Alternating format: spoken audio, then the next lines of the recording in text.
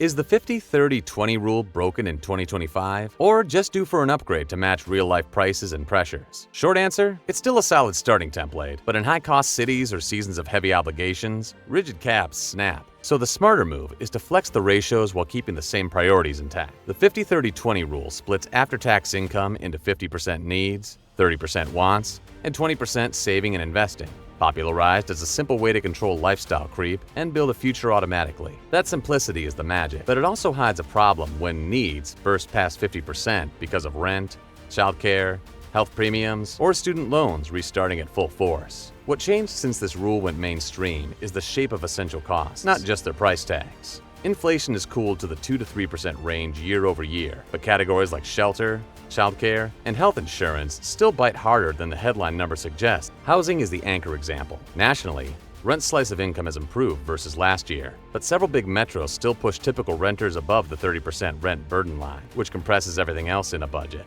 If rent alone clears 30%, and you add utilities, groceries, transport, and insurance, needs under 50% become more theory than practice in coastal hubs. Childcare costs are the other heavyweight in 2025.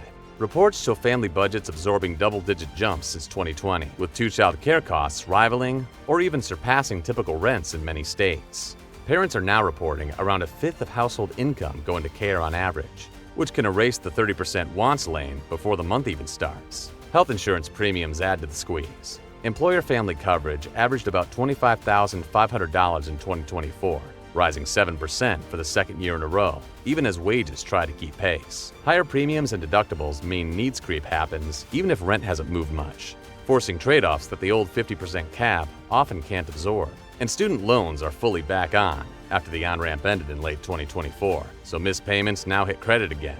Another fixed obligation that won't fit neatly into a 50% needs box for many borrowers. Put it together, and the 50-30-20 target can be unrealistic in certain zip codes and life stages, unless it's used as a flexible framework, not a commandment. So, is the 50-30-20 rule broken? No, but it's incomplete if treated as a one-size-fits-all law. Think of it like this. The priorities are right. The percentages need room to breathe in 2025. A simple, flexible template that actually holds up this year. Try 60-25-15 in high-rent metros, 65-20-15 in childcare years, or 55-25-20 if housing and health costs are moderate. Then migrate toward 50-30-20 as contracts reset and income grows.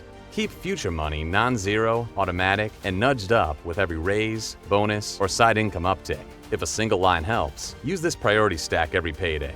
4 steps: cover essentials, fund a basic safety buffer, meet minimums, and automate a small recurring investment. Then throw any leftover at the highest APR or highest impact goal. This preserves the spirit of 50-30-20 while accepting that 2025 budgets are lumpy and local, not smooth and universal.